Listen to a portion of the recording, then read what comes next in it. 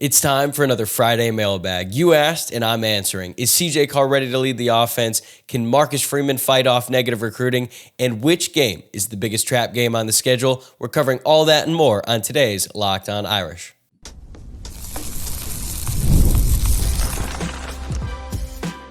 You are Locked On Irish, your daily podcast on the Notre Dame Fighting Irish. Part of the Locked On Podcast Network, your team every day. What is up? Welcome into Locked On Irish, your daily Notre Dame podcast. I'm your host, Tyler Wojciak. I'm a producer at Fox Sports. Have been covering the Irish for the past 5 years.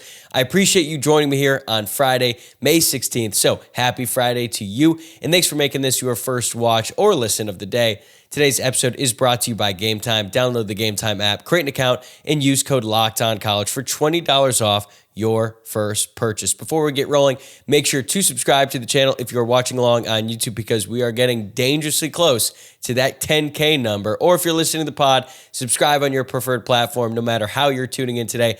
I'm just happy you are here. And I want to give a huge shout out to everyone who submitted questions for today's mailbag show. You guys delivered in a big way after about a month without one. I'm probably not going to get to every question in today's episode, but that's actually a good thing, because that means we'll do another mailbag soon, and I'll get to the rest of them, plus any more new questions that come this way. Today, I'm going to be answering your biggest questions about Notre Dame football, including CJ Carr's potential as the starting quarterback for Notre Dame, how Marcus Freeman is combating negative recruiting, and whether the Irish can finally field an elite offense in 2025. Plus, we'll take an early look at Notre Dame's schedule and identify the biggest trap game. There is a lot to get into, so let's dive in with our first question from maybe my favorite username ever, at BLessWrong422. Do you think the increased recruiting has more to do with Marcus Freeman or the NIL situation at Notre Dame? I would like to think it's mostly the coach and the atmosphere Marcus is building, but without the NIL factor, I question if they'd be having this much consistent success.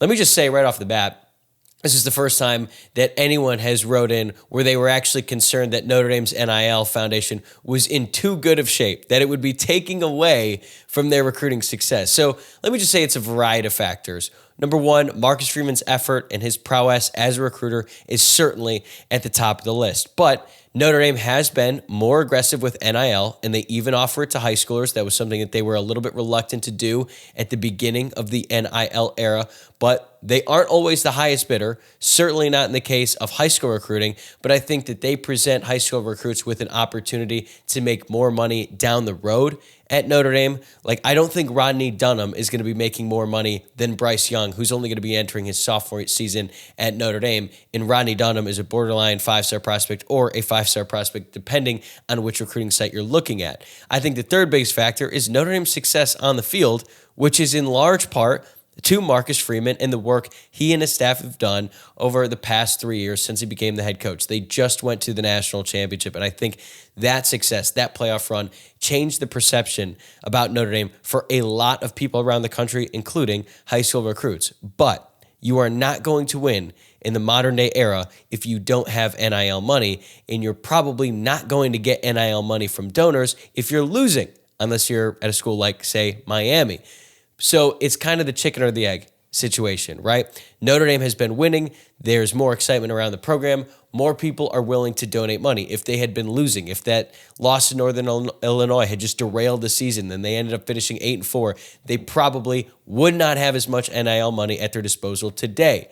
Charles Barkley had a great quote recently. He said, quote, "I've given more money to Auburn, legal or illegal, than any athlete in the history of the school, and the notion that I'm going to come up with a couple $1 million every year so that we can be good at basketball and football, that's the stupidest thing I've ever heard." You can even hear Charles Barkley's voice when he says that. It's so perfectly him, but I also think he raises a good point. Like, he's given money to Auburn, but he's a very rich guy. It doesn't really make sense for him to donate millions and millions of dollars every single year just so that they could have a good football and basketball program, because even the most rich alums in the country don't want to do this forever. They're going to give money, but it doesn't make sense for them to donate if that team is not producing on the field. And even if they are producing on the field still, that's a lot of money going into that team every single year. That is why we need revenue sharing. But in the case of Notre Dame and recruiting, they have a coach who is good at evaluating prospects, finding the right fits for Notre Dame, and then developing them and providing them with the resources so that they can succeed on the field. I think Notre Dame has it all working together right now. They also have an athletic director in Pete Fakwa who's willing to back Marcus Freeman at every step. And I think this is all coming together, and that has led to the recruiting success. But I think more than anything, more than on NIL, it is the Marcus Freeman effect, which actually leads me to question 2 from Drew Brennan 77. There's been lots of chatter around how other teams are getting into defensive back recruits' ears around Coach Mickens and how he will not be at Notre Dame next year. If you are Coach Freeman, how are you combating these conversations? What are you saying to recruits? Okay, so this is a good question from Drew, but I just want to say I have not personally heard anything specific about this happening, about other coaches talking specifically to defensive back recruits and saying, hey, Mickens isn't going to be around that much longer. You don't want to go there. That being said, it would not surprise me at all if this is happening because Mike Mickens wants to be a defensive coordinator. He's made that clear. He said it in the lead up to, I think it was the national championship game, during one of the media days in the college football playoff. He said he is ready to be a defensive coordinator. And a lot of people, myself included, thought that Marcus Freeman would promote Mickens to be the defensive coordinator and replace Al Golden. But that did not happen. Marcus Freeman clearly does not think Mike Mickens is ready to be a defensive coordinator, or at least not at a place like Notre Dame, and Freeman is not willing to promote Mickens and have a first-time defensive coordinator on the heels of a run to the national championship, which means Mickens is likely going to leave Notre Dame at some point soon. I don't know if it's going to be after this upcoming season or if it's after the next season. I don't know when it's going to happen, but it's probably going to happen. That being said, if you're a recruit, you should never, ever commit to a school because of an assistant coach, unless it's like Brian Hartline at Ohio State, where it's been made pretty clear he's never leaving his alma mater. So that part I get, and that's a big reason why they were able to get the top 5-star receivers every single class, and also the fact that Hartline has produced and developed first-round picks year after year after year. So that's like one example. Like the fact that Mike Mickens has been on staff at Notre Dame since 2020, the Brian Kelly era, is pretty crazy. I think if you ask most casual Notre Dame fans who hired Mike Mickens, Marcus Freeman, or Brian Kelly, most people would think it's Marcus Freeman, especially considering the fact that they're good friends, or I don't know how their friendship is today, but most people don't know that he is actually one of the few, if maybe the only holdover from the Brian Kelly era. That is like an eternity for a position coach, let alone one as good as Mike Mickens. So for Freeman, you got to recruit kids to the school and the program. You don't recruit them for a coach, right? And I think that should be the message across the board. And I'm sure that Freeman is getting that message across, and Mickens is probably saying the same thing. He is recruiting players to the school, the football program, not necessarily an assistant coach. Obviously, having good assistant coaches is important. It helps get kids in the door. It helps make kids want to come to that school. But coaches leave all the time, right? Like we just saw it with Dylan McCullough, Notre Dame's former running backs coach. He put them in great position. Like he has been a great running backs coach at Notre Dame. He got them Jeremiah Love. He helped develop Jadarian Price. Like that room is loaded, and a big reason why is because of the work that Dylan McCullough did. Dylan McCullough also was heavily recruiting Jonas Walton for a long time. He offered him back in 2023, started that process. Walton was considering Notre Dame. And then McCullough decided to leave Notre Dame, join the Las Vegas Raiders. Jonas Walton sort of wavered on his decision with Notre Dame. He didn't know if he was as interested, but then Marcus Freeman went out and he hired another great running backs coach in Jaywan Sider. Sider immediately made Walton a priority and ended up sealing the deal and getting Walton's commitment. So no matter what happens with Mike Mickens, that is exactly what Marcus Freeman should do. If Mike Mickens decides to leave, he gets a defensive coordinator position at a Power 4 program, let's say, then it's on Freeman to just hire another really good defensive backs coach. It's probably going to be really hard to find one as good as Mike Mickens, but that is the reality of college football. So if you're Marcus Freeman, you're preaching the program. You're going to talk about your assistant coach for as long as they are there, but you always have to know in the back of your mind, they could leave at any moment. So you're always trying to recruit kids to the school, into the program, and that's exactly how you combat that in this situation with Mike Mickens. All right, third, we got a question from @Bob.Feeney. Which game on the schedule raises the most trap game concern? Well, the good thing for Notre Dame is that they don't play a MAC school this year. They have given Marcus Freeman some trouble with Northern Illinois this past season. I don't know how I almost blanked on that, right? But they are not playing a MAC school. Hell, even Miami, Ohio gave Notre Dame some fits back in September, which seems impossible to say given the way that this season ended. Like, That same team that made it to the national championship, that beat Georgia, that beat Penn State, could not move the ball on Miami, Ohio last year. It's something to keep in mind this season as we watch this team develop from the beginning of the year in late August all the way through late November. But I'm avoiding the question. Let's get to it. Is at Arkansas the trap game? Playing on the road against an SEC team seems hard to say, but Arkansas only finished 7-6 last year. But that is going to be a very tough environment. Arkansas beat Tennessee last year at home, and this Notre Dame team has a very difficult start to the year, going on the road against Miami, playing Texas A&M home. Then they should be able to just throttle Purdue like they did last year, and then they have to go on the road at Arkansas. Like maybe by that point, they're pretty gassed for the beginning of the season. They're still trying to figure things out, so that is certainly a game I'm concerned about. Boise State at home the week after Arkansas is not going to be easy. Yeah, they lost Ashton Genty and they lost some talent, but they bring back their starting quarterback, Maddox Madsen. That team is not going to be afraid of playing in South Bend. They're going to be ready to go, and Notre Dame is going to have to step up and be ready to take them on because Notre Dame is going to have more talent, but Boise State was well coached. They're going to be ready to play in that one. And I also think that game on Senior Day against Syracuse is going to be pretty tricky because they're going to have Steve Angeli, and if he's healthy, there's not going to be anything more that he wants in his entire life than to beat Notre Dame, the school that he had tried so hard to become the starting quarterback for.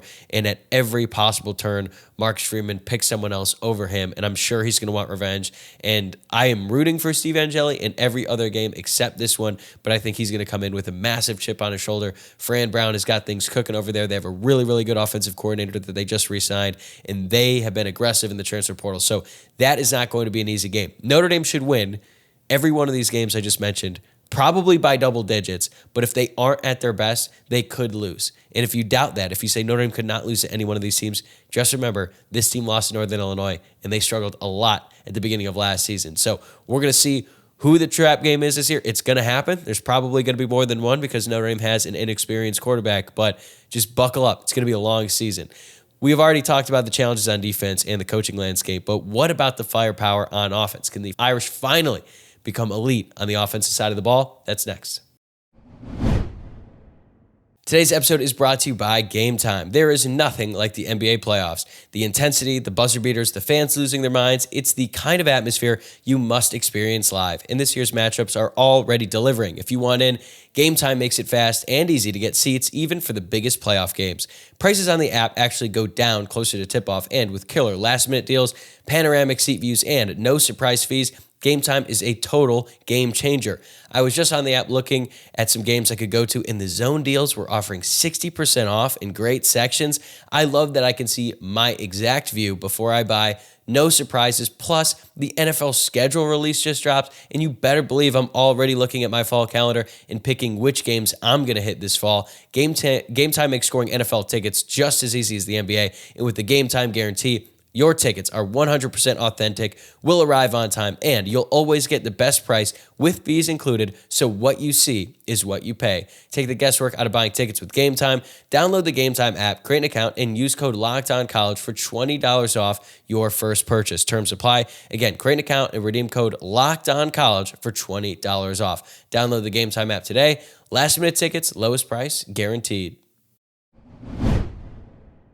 All right, next up, we got a question from @MattShot4022. What do you think is the absolute ceiling for the offense in 2025? Well, I think they have a chance to finish in the top 5 in scoring offense this season, which would be an improvement from last year, although they did finish 10th last season with 36.1 points per game, although I do think that number is kind of skewed because they got a lot of help from their defense. They led the nation in turnovers and had some pick sixes and all kinds of stuff that actually does factor into the scoring offense equation. Probably shouldn't, but that's just the reality. Notre Dame's offense finished 21st in yards per play, and they finished 55th in total offense, which is how many yards you get per game. They averaged 399 yards per game. So I don't necessarily think they had a top 10 offense last season. I don't think they were as bad as like the 55th offense like they were in total offense. So I think the yards per play metric is the one that best reflects what Notre Dame had on that unit last year. They were 21st in yards per play. That seems about right in terms of how their offense compared nationally. They were really great at running the ball, had one of the best running quarterbacks that college football has seen in years. Jeremiah Love broke out. Jadarian Price was great, but they were mediocre at best throwing the football. This year, they don't have a running quarterback, at least one who is as good as Riley Leonard. Even if Kenny Minchie ends up winning the job, I think he's good. He's mobile. He's not 6'4" and can just truck people like Riley Leonard did last year. But they do have an improved offensive line, and the running back room is loaded. Jeremiah Love is going to be better, healthier, hopefully. Jadarian Price is going to be better. Aeneas Williams is going to be better. So they should be able to run the ball just as good, if not better, this year. Also, they should be able to be more of a threat to pass the ball downfield with CJ Carr or Kenny Minchie because they are both just more naturally gifted passers than Riley Leonard. I think that CJ Carr is going to end up being the starter. I think he's going to be able to sling the ball all over the field. He's going to make some mistakes. We'll talk about that here in a second. But the fact that Notre Dame is going to be able to throw the ball downfield is going to force the defense to not stack the box anymore. They're going to have to look back and make sure that they don't get beat over their shoulder because Notre Dame just was not really hitting deep balls on any good defenses last year. They had a couple good moments, but now with Malachi Fields in the fold, like they have a much bigger, better boundary receiver than they had in Bo Collins last year. So there are plenty of reasons to be optimistic about what this offense can do. I think they're going to turn the ball over a little bit more, but I think that they're going to be more dynamic and teams aren't going to be able to just keep on the same thing over and over and just really focus on stopping the quarterback and stopping that Jeremiah Love player in the run game. Even though teams tried it, they didn't have a ton of success doing it because Notre Dame was just so good. Those players were so talented. But I think that what they have this year, it's not as experienced as they were last year, at least with the quarterback. But I think that you look at the offensive line, what they have coming back, the improvements they're going to make. I think everyone else in the offense is going to be better. And it's not even really just about like finishing in the top 5 on offense. It's how many points can you score against Texas A&M? Because Notre Dame could not move the ball on offense against Texas A&M except for the Jadarian Price touchdown run and that last drive that set up the game-winning touchdown by Jeremiah Love. Like, they need to be better on offense in the biggest games. That is what's going to be most important this season. Next up, we got a question from Connor Cross 17. If CJ Carr starts and doesn't perform well, like we all hope, at what point would you turn to Kenny Minchie? This is a difficult question to answer because there are a lot of variables involved. Like, just how bad is he performing? Like, saying he doesn't perform as well as we all hope. Well, he has very lofty expectations. I think CJ Carr is going to be a great quarterback at Notre Dame one day. It's probably not going to happen right away. He is definitely going to struggle a little bit early on. But is he playing, let's say, like Brandon Wimbush against Vanderbilt in Ball State in 2018, where Brandon couldn't even complete a swing pass? In that case, yeah, you're probably going to have to consider making a move because if the quarterback is playing like that, you're probably going to lose the game. And at that point, you're going to have to make a decision in game. But if CJ Carr is just mediocre, like if he's just average at the start of the year and Notre Dame is still getting by, they're treading water, and he just doesn't live up to the lofty expectations of the fan base right away, you can't pull him at that point in time. Like I said, he's going to be really good, but people are going to have to be a little patient with him at first. He's going to throw some interceptions that make you question, like, what the hell was that? But he's also going to make some throws that we haven't seen a Notre Dame quarterback make in years, at least not on a consistent basis. And we already kind of saw it in the spring game. He comes in, first drive, he hits Kevin Bauman, he hits Jack Larson on 2 perfect passes. They made great catches as well, but those are the throws where you're like, whoa. That is what Notre Dame has in their new quarterback. Kenny Minchie is also capable of making some big-time throws. So it's on the coaching staff to hide Carr's weaknesses as much as possible early on. But at some point, the training wheels are going to have to come off, and CJ Carr is going to have to make some plays.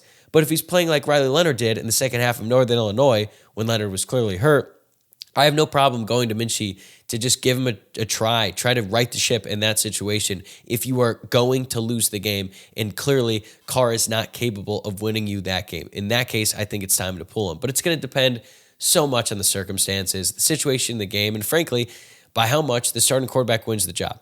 Like, if CJ Carr ends up winning the job, going away, it's not even close, then you should be a little bit more reluctant to pull him. You should not be quick to pull the trigger. But if it's a situation where it's like CJ Carr and Kenny Minchie are in a very tight battle and CJ Carr barely wins the job and he's struggling a lot early on, in that case, then I think you'd be more willing to put Kenny Minchie in the game sooner because you have already seen that the gap between them is not that much, and maybe putting in a quarterback in Kenny Minchie who might not have looked as good as Carr in practice by a slim margin, maybe you want to give him a shot in the game. That scenario is the only one where I think it makes sense to pull him. But I just think we all have to be patient with CJ Carr. I'm going to start preaching this a lot, which might seem a little bit hypocritical because I've been banging the drum for CJ Carr. I thought he was ultimately going to be the starter at some point this season. I've caught some flack from the Kenny Minchie fans who are out there. I love you. I respect all of you. You guys blow up my comments and improve engagement on the show. People who think that I'm like out against Kenny Minchie, which is not true. I just think CJ Carr is ultimately going to win the starting job. It's just going to depend on what happens in that competition, the margin of victory by whoever ends up winning the starting quarterback job. That is all going to play in to whether or not Notre Dame should pull him if they aren't playing well. Maybe this is a moot question. Maybe CJ Carr just comes out, dominates, and he ends up playing like CJ Stroud or Bryce Young did in their first season as the starter. We don't know, right? But I'm just trying to consider all the possible options here and what is most likely. Next up, question from Mike Lucchini. Where does the Notre Dame wide receiver / tight end room rank in the nation? So I've not studied all the other wide receiver and tight end rooms yet for all the top teams around the country. I'm going to save that for the preseason magazine time of the year in like late July, early August when you get the Phil Steele magazine, the Athlon Sports magazine. And that's where I really just dive in and try to learn as much as I can about all the other top teams in college football and familiarize myself with what I'm going to be thinking about every single day for the next 5 months or however long the college football season is. So I don't know enough about all the other schools just yet to give you like an exact number, but just looking at what Notre Dame has in the room and comparing it to some of the top players that everyone knows about, like Jeremiah Smith and Ryan Williams at Alabama, like Notre Dame clearly doesn't have a guy of that caliber. Maybe Malachi Fields can play somewhere close to that level, but I just think that like Jeremiah Smith and Ryan Williams are on a completely different level with any other wide receiver in the country right now. But I would consider the room above average. I think they're probably in the top 25 in the country, but they have the potential to be in the top 15 or maybe even the top 10 if Malachi Fields has a career year, if Jaden Greathouse plays like the player that we saw in the last 2 games of the college football playoff, if Jordan Faison stops dropping the damn football, if Eli Raridan looks like the next great tight end. These are a lot of ifs. All of them could happen. They all probably won't happen, at least not all, all of them together, I mean. But I think that this wide receiver and tight end room, like I've been saying all offseason, I'm cautiously optimistic about what they could be because I have been burned before thinking that the Notre Dame wide receiver room was going to take a huge leap forward. That has not been the case, but I think that this year they are going to be able to at least compete in the biggest games in a way that we really haven't seen. Like going up against Georgia last year, sure, Bo Collins had that touchdown catch, but no one was getting open in that game. So it's going to be a matter of how these guys can compete against the best teams on the schedule. Going back to the question about what can this team's ceiling be on offense, it's not about how much they beat the bad teams by, how many points they score in those games. It's how do you do going up against the best defenses. And this year, with guys like Fields and Greathouse, with Greathouse in his third year, I feel more confident in this group than I have in years past. All right, we got a couple more questions left, including one that could have a huge impact on the program. Is the future of the Notre Dame-USC rivalry in jeopardy? Might be. More on that right after this. Today's episode is also brought to you by WayFair. The days are getting longer, the weather's warming up, and people are spending more time outside, which means it is the perfect time to refresh your outdoor space. Whether you're working with a big backyard or a small balcony, WayFair has everything you need to make it feel more like you. WayFair's massive selection of outdoor essentials makes it easy to transform any space into your ideal summer setup. From comfy conversation sets to sleek dining tables and outdoor decor, they've got it all and at prices that fit your budget. I love the mix of styles they offer. WayFair makes it super easy to find pieces that match your vibe without spending a fortune. The delivery is free and hassle-free, even for the big stuff. Whether you're entertaining guests or just relaxing solo, shop WayFair to help you unwind. When I moved into my new apartment, I was able to order everything on WayFair, and they made the hassle of moving much easier than I expected. Shop a huge selection of outdoor furniture online. This summer, get outside with WayFair. Head to wayfair.com right now. That's WAYFAIR.com. WayFair. Every style, every home. All right, we have 2 more questions left, and I promised myself I would not get too riled up about this next one. It comes from Tetons X9988. With Notre Dame's rivals being locked into conference schedules like USC and Stanford, will that force Notre Dame to join a conference in order to keep playing their traditional rivals? So this question relates to all the smoke that has been coming out this week that USC is going to pull out of the annual rivalry with Notre Dame after the 2026 season. That is when the contract ends. And right now, there's nothing scheduled between the two schools after next season in 2026. They're basically like soft launching it. You know how people soft launch relationships on Instagram where they post like cryptic photos with people and you can't really tell if it's their significant other? That's kind of what's happening here. USC is like soft backing out of this rivalry because they haven't come out and said definitively that they're not going to renew it. But Notre Dame has been very out there saying they want to renew it no matter what. It's a top priority. Pete Bavacqua has made that very clear that Notre Dame wants to continue playing USC. But then you've got their athletic director saying, well, they got to consider all these options, the travel schedule in the Big Ten and the college football playoff, how they value strength of schedule. Like they're just putting out reasons why they wouldn't renew. Where Notre Dame is just like, we want to renew, okay? And I am going to be so upset if USC pulls out of this rivalry. But I'm just going to wait to go nuclear until it actually happens. Because it hasn't happened yet. I'm holding out hope that these two schools are going to figure out a resolution. But let's say USC does not renew this rivalry. It ends. 100-year rivalry, dates back to the 20s, Knute Rockne, all the great things that we love about college football. This would be yet another thing dead thanks to conference realignment and greed, courtesy of USC. So no, Notre Dame should not join a conference, specifically the Big Ten, because the powers that be at USC are a bunch of cowards. Notre Dame should not sacrifice their independence because USC doesn't want to travel to the Midwest, even though they decided to join a Midwestern conference. Notre Dame should not be forced into any decision because Lincoln Riley and USC want to play a weaker schedule because they know they can't compete on an annual basis with the top teams in college football. USC trying to back out of this rivalry is like someone insisting that they play at the high-stakes tables in Vegas. They're bragging about how they're ready to take on the best. They're going to make all kinds of money. And then they get on the table, and then they realize, wait a second, competition here is tougher, and they want out. Notre Dame has been at the high-stakes table for decades. They're not new to this. They're true to this. They're cool. They're confident. They are not afraid of the moment. But suddenly, USC wants to back out and go play the slots, but then tell everyone that they were at that they left the high stakes table because they didn't like the dealer's attitude, and they're going to be back tomorrow. They're gonna play again, but maybe not tonight. Maybe not with someone like Notre Dame. You can't be hyping yourself up like Chad Bowden has done specifically to play with the big dogs and then bail when you realize it's not going to be easy. But that's exactly what they're doing. So no.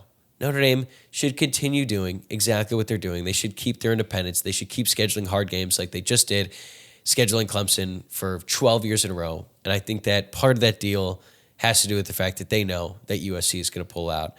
And I guess the only counter to this, if something else happens in the sport where now all of a sudden it makes sense for Notre Dame to join the Big Ten outside of any of the factors with like USC or even Stanford in this case, I kind of forgot about it. It's not like one of their most traditional rivalries.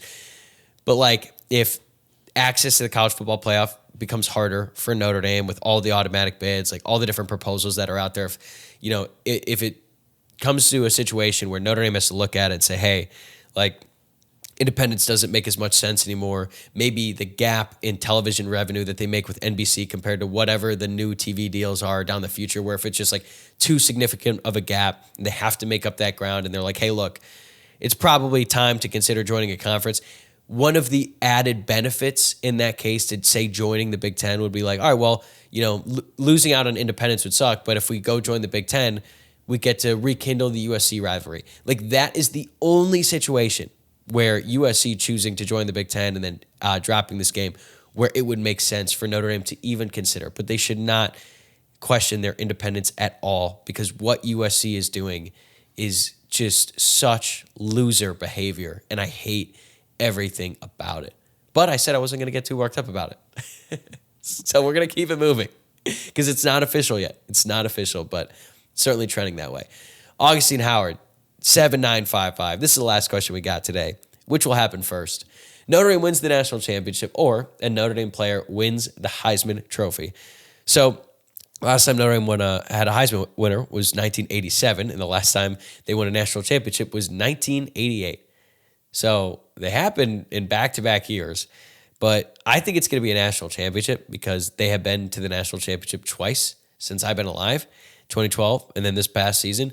But Manti Te'o was the only player who's even come close to winning a Heisman at Notre Dame. And that was like a total outlier scenario where a linebacker had a chance at winning the Heisman Trophy, but he came in second.